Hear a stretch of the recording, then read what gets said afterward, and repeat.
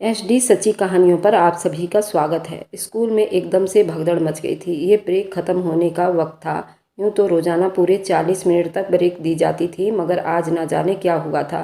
25 minute पर ही break ख़त्म होने की घंटी बजा दी गई थी और सारे टीचर को अपनी अपनी क्लासों में जाने का कह दिया गया था। लड़कियों को अपनी अपनी क्लासों में बैठे पूरे 20 मिनट हो गए थे, मगर अब तक उनकी क्लास में कोई टीचर नहीं आई थी। यूँ तो जब तक उड़ती उड़ती खबर पहुँच चुकी थी कि आज स्कूल में कोई गैर मामूली किस्सा हुआ है, लेकिन वह किस्सा क्या था, बच्चियां अभी तक इस किस्से को नहीं जान सकी थीं। सब अपनी अपनी सोच के हिसाब से मनगढ़ंत कहानियां बनाकर सब बिजी थे। स्पीकर में आने वाली आवाज़ सबको अपनी तरफ खींच कर ले आई थी। सबके कान खड़े हो चुके थे। स्कूल की प्रिंसिपल ने स्कूल में मौजूद सारे बच्चियों को स्कूल के ग्राउंड में जमा होने को कहा था, जिसके बाद सारी बच्चियां अपनी अपनी क्लासों से निकली थी और भागते भागते ग्राउंड में आकर जमा हो गई थी। ग्राउंड में प्रिंसिपल के अलावा स्कूल के सारे स्टाफ मौजूद थे। स्कूल का माली तक भी आया हुआ था, वह भी वहीं पर था। स्कूल के गार्ड को भी बुलवाया गया था और सारी बच्चियों को एक लाइन बनाकर खड़ा कर दिया गया था। उसके बाद प्रिंसिपल ने टीचरों को कोई इशारा किया था, जिसके बाद टीचर बच्चियों की तरफ बढ़ी थी। बच्चियों की चेकिंग करने लगी थी। बच्चियों को कुछ समझ में नहीं आ रहा था ये सब क्या हो रहा था। पहले हंगामा और फिर चेकिंग। ग्राउंड में बुलवाकर बार बार पूछने पर भी उन्हें टीचरों की तरफ से कोई जवाब नहीं मिल रहा था। जब सारी लड़कियों की चेकिंग कर ली गई तो उसके बाद प्रिंसिपल ने चौकीदार को स्कूल के अंदर के हिस्से की तरफ भी भेज दिया था, ताकि वो और स्कूल के अंदरूनी हिस्से की तरफ अंदर जाकर अच्छी तरह से चेक करके आए, कहीं कोई बच्ची अंदर तो नहीं रह गई। 10 मिनट के बाद में लोग भी वापस आ गए थे और प्रिंसिपल को अंदर किसी ने ना होने का बताया था, जिसके बाद प्रिंसिपल के चेहरे पर परेशानी के असर दिखाई दे रहे थे। प्रिंसिपल ने एक गहरी नज़र सारी बच्चियों पर डाली थी। उसके बाद उन्हें अपने अपने क्लासों में भेजे जाने की इजाज़त भी दे दी थी। बच्चियां लाइन में स्कूल के अंदरूनी हिस्से की तरफ बढ़ने लगी थी, जबकि उनके कुछ फासले पर खड़ी प्रिंसिपल गहरी नज़रों से उन्हें जाता हुआ देखने लगी। सारे बच्चों को क्लासरूम में भेजने के बाद प्रिंसिपल ने एक बार फिर से सारे स्टाफ को स्टाफ रूम में बुलवा लिया गया था। 1 घंटे से सारी मीटिंग फिर से शुरू कर दी गई थी। स्कूल की प्रिंसिपल सख्त परेशानी में थी। उसे कुछ समझ नहीं आ रहा था वे क्या करे और क्या ना करे। प्रिंसिपल को कुछ भी करके हकीकत का पता लगाना ही था, नहीं तो बात उसकी नौकरी पर आ सकती थी। सिर्फ नौकरी की ही नहीं, बल्कि आज का जो हादसा हुआ था, अगर वह गलती से भी बाहर निकल जाता तो स्कूल की सारी शाखा खराब हो जानी थी। यही बात प्रिंसिपल को समझ नहीं आ रहा था। वह हकीकत तक पहुँचे तो पहुँचे कैसे।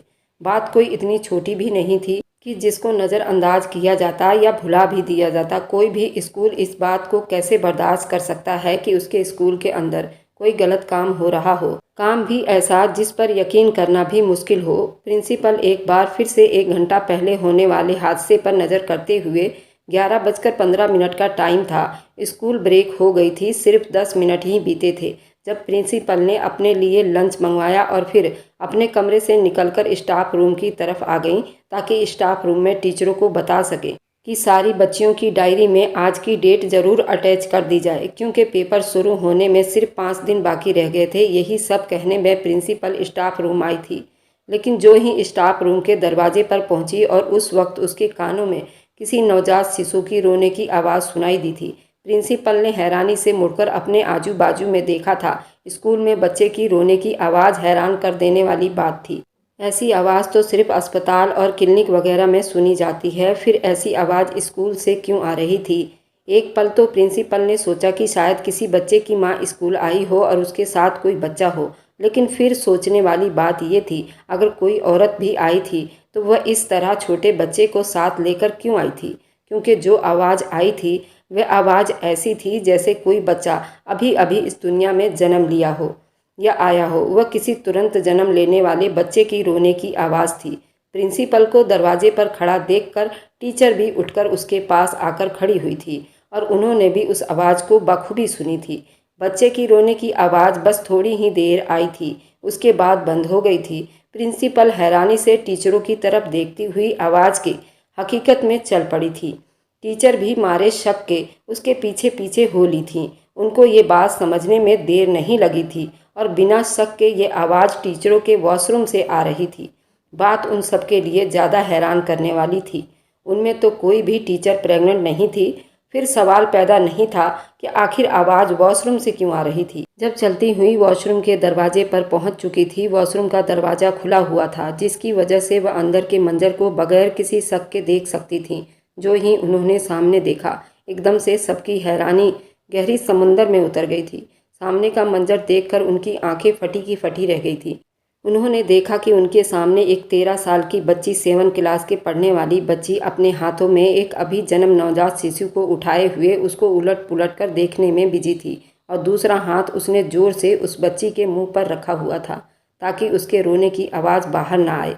अब न जाने उसने ये जानबूझकर किया था या फिर अनजाने में, ये बात उन्हें समझ नहीं आई थी। प्रिंसिपल ने जल्दी से पहले आया को बुलवाया था, जो एक तौलिया लेकर आई थी, और फिर प्रिंसिपल के कहने पर उसने उस 13 साल की बच्ची के हाथ से वह बच्चा ले लिया था। इन सब का शक बिल्कुल ठीक था। वह बच्ची बिल्कुल नग्न हालत में थी। उस बच्चे की और उसकी अभी सफाई भी नहीं की गई थी। उसकी पैदाइश हुए मुश्किल से कुछ ही मिनट बीते थे, लेकिन वे सब के सब बहुत हैरान परेशान थे, क्योंकि उस वॉशरूम में इस 13 साल की बच्ची के अलावा और कोई भी नहीं था। टीचर जल्दी से बच्ची की तरफ बढ़ी थी ताकि उससे कुछ पूछताछ कर सके, मगर उससे पहले उस बच्ची ने ज़ोर ज़ोर से रोना शुरू कर दिया था।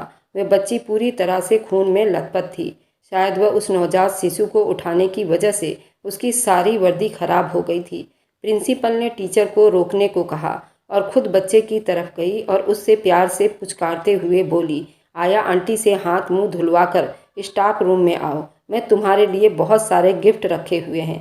गिफ्ट का नाम सुनते ही वह बच्ची चुप हो गई थी और दूसरी आया ने आकर उसके हाथ मुंह धुलवा दिए और वे सारी गंदगी साफ कर दी, और फिर उसे लिए स्टाफ रूम में आ गई, जहां पर प्रिंसिपल बाकी सारी टीचर उसके आने का बेसब्री से इंतजार कर रही थी। उसके आते ही प्रिंसिपल ने उसे गिफ्ट पकड़ाया और फिर उस बच्चे के तरफ इशारा करते हुए पूछा, ये बच्चा कौन है तुम्हारा?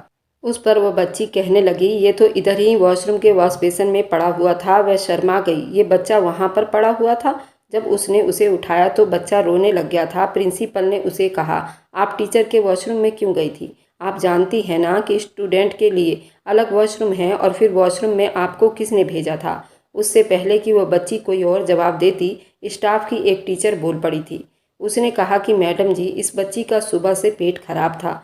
वह सुबह से कई बार वॉशरूम जा चुकी थी, लेकिन लंच ब्रेक के वक्त जब वॉशरूम गई तो वहाँ वॉशरूम में पहले से कोई था। इस वजह से ये वॉशरूम से मेरे पास आ गई। इमरजेंसी थी तो मैंने उसे स्टाफ रूम के वॉशरूम में जाने की और इस्तेमाल करने की इजाज़त दे दी थी। टीचर की बात सुनने के बाद प्रिंसिपल उस बच्ची की तरफ मुड़ी थी और उससे पूछा कि बेटा, जब आप वॉशरूम आई तो उस वक्त वॉशरूम में कोई और था या फिर आपने किसी और को देखा हो?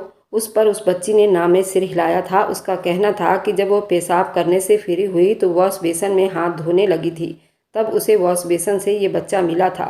प्रिंसिपल 10 मिनट तक उस बच्ची से बातचीत की और सवाल जवाब करती रही, लेकिन उस बच्ची ने ज़्यादा कुछ भी ना बताया, बल्कि इस तरह सवाल पूछे जाने पर वो बहुत ज़्यादा डर गई थी। फिर प्रिंसिपल ने उसे प्यार से थपकी दी और उसे कहा, वह क्लास में या घर में किसी से भी इस बच्चे के बारे में ना बताएगी।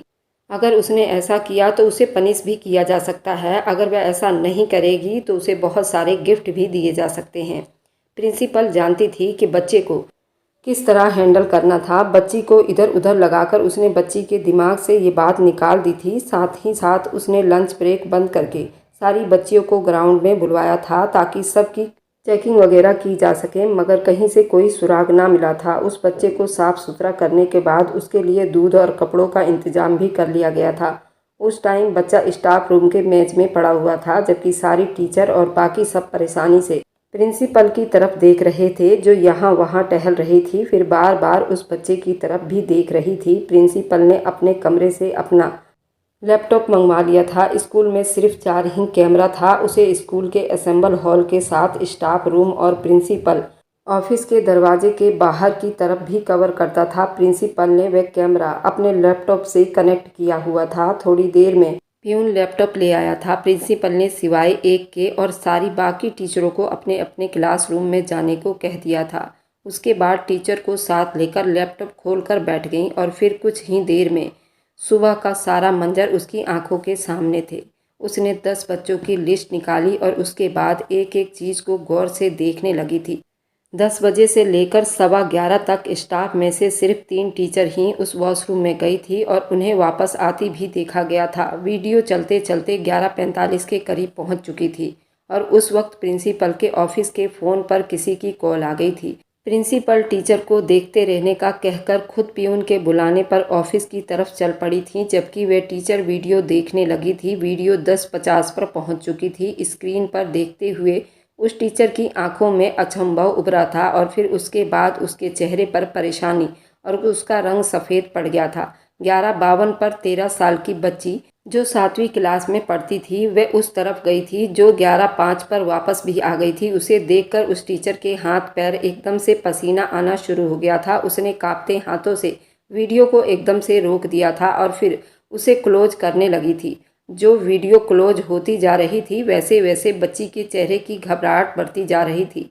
वह बच्ची बहुत ज़्यादा डरी हुई थी और बार बार चोर नज़रों से इधर उधर देखती जा रही थी, जैसे उसे किसी चोरी का पकड़े जाने का डर हो। साथ ही साथ सबसे बड़ी बात जिसने उसे टीचर को सोचने पर मजबूर किया था, उस बच्ची की चाल में बहुत ज़्यादा लड़खड़ाहट थी। वह बच्ची बहुत ज़्यादा लड़खड़ा कर चल रही थी। उसके साथ साथ उसके हाथ में कुछ था जिसे वह बगल के नीचे रखकर छुपाने की कोशिश कर रही थी। वह टीचर एकदम से सारा मामला समझ चुकी थी।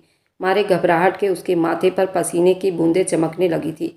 उसे एकदम से उस लड़की पर गुस्सा आया था, लेकिन फिर उसने बड़ी मुश्किल से उस गुस्से को कंट्रोल भी किया था, क्योंकि वह गुस्सा करने का टाइम बिल्कुल भी नहीं था। उस वक्त उसे होश से काम लेना था, जोश से नहीं। यही सब सोचते हुए उसने खुद को कंट्रोल भी किया था। एक गहरी सांस छोड़कर वह बात सोच चुकी थी। उसने क्या करना है। उसने एक नज़र स्टाफ रूम के दरवाजे की तरफ देखा और फिर सामने बैठी आया को, जो बार बार उससे पूछ रही थी कि मैडम जी कुछ नज़र आया कि नहीं। उसने आया को अपने लिए चाय बनाकर लाने को कह दिया और फिर उसके जाने के बाद उसने जल्दी से लैपटॉप उठाकर गोद में रख लिया था। उसके पास सिर्फ 5 ही मिनट था। उसे जो भी करना था इन 5 मिनट के अंदर ही करना था। उसने जल्दी जल्दी अपनी उंगलियां चलाई और फिर सिर्फ 30 मिनट के बाद उसके चेहरे पर एक सुकून की लहर दौड़ी थी। उसने 10:50 से लेकर सारी वीडियो डिलीट कर दी थी। उसकी जगह एक दूसरी वीडियो अटैच कर दी थी और उन कामों में वह टीचर वैसे भी बहुत माहिर थी। उसने लैपटॉप को वापस टेबल पर रखा और 11 पर वीडियो प्ले कर दी थी। इतने में प्रिंसिपल स्टाफ रूम में दाखिल हुई। आकर उस टीचर के पास खड़ी हो गई थी। उससे पूछताछ करने लगी थी, जिस पर टीचर ने नामे सिर हिला दिया था। अब तक कोई भी इस तरफ नहीं आया था। बात करते हुए उसकी जुबान हिचकिचा रही थी, जिस पर प्रिंसिपल ने उसे गौर से देखा भी था, लेकिन वह इन सब में बिल्कुल माहिर थी। उसने अगले ही पल खुद को संभाल लिया था। थोड़ी देर में नौकरानी चाय लेकर आ गई थी। चाय पीने के बाद टीचर की तबीयत अचानक ही खराब हो गई थी। उसने प्रिंसिपल से घर जाने की परमिशन ले ली थी। अपनी भांजी को भी साथ लिया था, क्योंकि अब वैसे भी छुट्टी का टाइम होने वाला था। उसका घर स्कूल से 10 मिनट की दूरी पर ही था। घर के बाहर के गेट से अंदर दाखिल होते ही उसने अपनी भांजी को बालों की चोटी से पकड़ा था और घसीटते हुए लाकर सास के कदमों में फेंक दिया था और अपनी सास से कहने लगी, माँ, अपनी लाडली को संभाल लीजिए। तुम्हें पहले भी कहा था कि उसे किसी और स्कूल में डलवा दो, लेकिन तुम्हें इन सब चीज़ से कोई परवाह नहीं है। इस मनहूस को मेरे ही सर पर डालना था। आज तो मैंने उसे बाल बाल बचा लिया था, लेकिन अगर उसकी यही करतूत रही तो सारे ज़माने में थू थू करवाएगी ये लड़की। उसको बता देना, अब मैं इसे अपने स्कूल लेकर नहीं जाऊंगी। स्कूल क्या, उसे तो मैं अब अपने घर में भी नहीं रखूंगी। उसको भेजो यहाँ से। बस इतना कहते हुए वह अपने कमरे में जा चुकी थी, जबकि उसकी सास अपनी नतनी को सीने से लगाए हक्का बक्का सी अपनी बहू की कैंची जैसी चलती हुई जुबान देख रही थी। उस वक्त अगर कोई और उसे देख लेता तो वह मान ही नहीं सकता था, ये औरत एक स्कूल की टीचर भी है। खैर, वह बहू पर 3-4 शब्द बड़बड़ाते हुए अपनी नतनी की तरफ ध्यान दिया था, जिसका रंग बिल्कुल पीला पड़ चुका था। उसके हाथ पांव ठंडे हो रहे थे। उसी वक्त उसे अपने पांव पर कुछ गीला गीला महसूस हुआ था। उसने जैसे ही अपने पांव को सामने रखकर देखा तो चकराकर गिर गई थी। उसका पूरा पांव खून से भरा हुआ था। उसकी नातिन उसकी बाहों में बेहोश हो गई थी। उसने जैसे ही नातिन की हालत देखी तो उसके हाथ पांव फूल गए थे। वह बड़ी मुश्किल से खुद को संभालते हुए नातिन को लेकर करीब के अस्पताल पहुंची थी, जहां उसकी बच्ची को जल्दी इमरजेंसी में ले लिया गया था। इमरजेंसी के बाहर इधर उधर फड़फड़ा रही थी। उसे अपनी नातिन के बारे में बहुत शक हो रहा था। कुछ ही देर के बाद डॉक्टर बाहर आई तो कुछ डॉक्टर ने बताया, वह सुनकर उसे अपने कानों पर यकीन नहीं आया था, क्योंकि ऐसी बात थी जो यकीन करने के काबिल नहीं थी। ये सब 13 साल की बच्ची के साथ भला कैसे हो सकता है। वह बिल्कुल घबरा सी गई थी। अब डॉक्टर जो कुछ कह रही थी वह गलत तो नहीं हो सकता था ना। वहाँ 2 घंटे अस्पताल में रखने के बाद उसकी नातिन को घर भेज दिया गया था। उसको होश आ चुका था, लेकिन वह बिल्कुल चुप होकर रह गई थी, जैसे उसके जुबान पर किसी ने ताला लगा दिया हो। लाख बुलाने पर भी वह ना बोली थी। अगले 5 दिनों तक उसने अपनी नातिन को स्कूल ना भेजा था, लेकिन छठे दिन इम्तिहान की वजह से उसे रोक ना पाई थी और खुद उसे स्कूल छोड़ने आ गई थी। और वह प्रिंसिपल से भी मिलना चाहती थी ताकि उससे पूछताछ कर सकें। किस तरह का स्कूल है, बच्चियों के साथ कितना कुछ हो जाता है, स्कूल में किसी को खबर तक ना हुई थी। आखिर ये लोग क्यों इतने बेखबर थे। लेकिन उसकी मुलाकात प्रिंसिपल से ना हो पाई थी। दूसरी तरफ बच्ची जैसे ही अपनी क्लास में पहुंची, उसकी टीचर ने उसे जल्दी से ऑफिस में जाने को कह दिया था। प्रिंसिपल के बुलाने पर सुनकर वह बच्ची एकदम घबरा गई थी। उसके माथे पर पसीना चमकने लगा था। इसी चीज़ से तो वह कतरा रही थी और इसलिए तो वह 10 दिन भी स्कूल ना आई थी। वह जानती थी प्रिंसिपल ने उसको क्यों बुलाया है, तभी वह नहीं जाना चाहती थी। पहले ही वो बड़ी मुश्किल से क्लास में बैठी हुई थी, क्योंकि क्लास की अब सारी लड़कियां उसको नफ़रत की नज़रों से देखते हुए उससे दूर जाकर बैठी हुई थी, जैसे वह लड़की कोई अछूत हो। कोई लड़की भी उससे बात करने को तैयार नहीं थी। यहाँ तक कि उसकी दोस्ती भी उसको गंदी गंदी कहते उसे अलग हो गई थी। ऊपर से उसे अपनी टीचर की चुभती हुई निगाहों से अंदर तक चीर रही थी। ऐसे में प्रिंसिपल के बुलावे का सुनकर वह परेशान हो गई थी और अपने सर को नीचे किए रोने भी लगी थी। तब उसकी टीचर गुस्सा करते हुए उसके पास पहुंची थी और उसको उठाकर घसीटते हुए ज़बरदस्ती अपने साथ प्रिंसिपल के ऑफिस ले आई थी। प्रिंसिपल के ऑफिस पहुंचकर जैसे ही टीचर ने उसे छोड़ा तो उसने वापस बाहर की तरफ दौड़ लगा ली थी। लेकिन उससे पहले कि वह बाहर जाती, अंदर आती प्रिंसिपल के इशारे से उसे पकड़ लिया गया था, अच्छी तरह काबू कर लिया गया था। तभी प्रिंसिपल चलते हुए उसके पास आई थी और आथे के साथ उस बच्ची के मुंह पर एक जोरदार थप्पड़ मारा था। समझती क्या है खुद को, अपनी उम्र देखो और अपनी हरकतें देखो। इतनी सी उम्र में ये सब करते हुए तुम्हें शर्म नहीं आई और अब भाग रही हो। तुमने क्या सोचा कि हमें कुछ पता नहीं चलेगा? ये तुम्हारी गलतफहमी है। हम सब कुछ जान चुके हैं, हकीकत कभी छुप नहीं सकती। अब बताओ तुमने ये सब कुछ क्यों किया और ये सब कुछ किसने किया तुम्हारे साथ? प्रिंसिपल शुरू में कुछ सख्त हुई और आखिरी में नरम शब्द अपनाते हुए उस बच्ची से पूछने लगी थी, सख्ती करती भी तो किस पर करती? उसके सामने खड़ी बच्ची, जिसकी हाइट 4.5 फीट था, उसके आंसू गालों से फिसल कर नीचे गिर रहे थे और डर से थर थर काँप रही थी। प्रिंसिपल की बात सुनते ही वे आया से अपने बाजू छुड़वाते हुए प्रिंसिपल के पैरों में गिर गई थी। मैंने कुछ नहीं किया मैडम जी, मेरी कोई गलती नहीं है, मुझे कुछ नहीं पता। मैंने घर जाकर नानी को बताया था। नानी ने कहा कि इससे डरते नहीं हैं, ये सब तो ऊपर वाले की देन है। तुम परेशान ना हो, मैं सच कह रही हूँ मैडम जी, मेरा यकीन करिए, मैंने कुछ भी नहीं किया। मैं गंदी नहीं हूँ, सब लड़कियाँ मुझे गंदी कह रही थी मैडम जी, मैं गंदी बिल्कुल भी नहीं हूँ। इतना कहते ही वो बच्ची प्रिंसिपल के कदमों में बेहोश हो गई थी। उसकी हालत देखकर प्रिंसिपल ने जल्दी से उसे पहले अस्पताल पहुँचाया था। फिर वहाँ से उनको जो कुछ पता चला वह उनके पैरों तले से ज़मीन निकालने के लिए काफ़ी था। प्रिंसिपल ने उस वक्त स्कूल में फ़ोन करके वाइस प्रिंसिपल को लिस्ट बनाने को कह दिया था। उस दिन जो भी जितने लोग भी स्कूल में मौजूद थे, उन सारे के नाम लिखित में लिख दिया जाए और कल हर हालत में उनको स्कूल में हाजिर किया जाए। प्रिंसिपल अब सख्त कार्रवाई में आ चुकी थी। उस बच्ची के ज़रूरी ट्रीटमेंट के बाद प्रिंसिपल ने उसे घर पहुंचा दिया था। अगली सुबह प्रिंसिपल के टेबल पर सारा रिकॉर्ड मौजूद था। पहले तो प्रिंसिपल ने इस बात की अच्छी तरह जाँच पड़ताल की। वह सारे के सारे लोग आज हाजिर थे, फिर चाहे वह गार्ड हो या पियून हो, सफाई करने वाला हो, सारे लोगों को स्कूल के मैदान में जमा कर लिया गया था। उसके थोड़े ही देर के बाद प्रिंसिपल ने सिटी अस्पताल वालों को फ़ोन भी किया था। अगले ही आधे घंटे के बाद स्कूल में अस्पताल की पूरी टीम पहुंच चुकी थी, जो सब लोगों की डीएनए टेस्ट करने आई हुई थी। क्योंकि उस दिन जब प्रिंसिपल उस बच्ची को अस्पताल लेकर गई थी तो डॉक्टर ने उसे बताया था कि बच्ची किसी सदमे की वजह से बेहोश हुई थी और रिपोर्ट ये बता रही थी कि बच्ची को उस दिन मासिक धर्म आया हुआ था और उसको ये पहली बार ही आया था। ऐसी कोई जानकारी नहीं थी। उस बच्ची के माँ बाप नहीं थे। वह अपने नानी के साथ मामा मामी के घर में रहती थी। न जाने उसकी मामी को उस बच्ची से क्या दुश्मनी थी। बेचारी नानी पुराने ज़माने की थी। उसके दिमाग में यही बात थी कि बच्चियों को 14 या 15 साल की उम्र में मासिक हो जाती है, लेकिन आजकल टाइम बदल गया था। अब तो हर दूसरी तीसरी बच्ची 12 साल या 13 साल की उम्र में मासिक धर्म हो रही हैं। वह 13 साल की जिनका नाम अल्पना था, उसके साथ भी यही सब कुछ हुआ था। वो 13 साल की उम्र में ही उसको मासिक धर्म आया हुआ था। उस दिन वह इसी सिलसिले में एक टीचर के पास गई थी, जिसने उसे ज़रूरी चीज़ देने के बाद वॉशरूम में भेजा था। फिर उस टीचर की माँ की मौत हो गई तो उसी दिन वह इमरजेंसी छुट्टियों पर चली गई थी।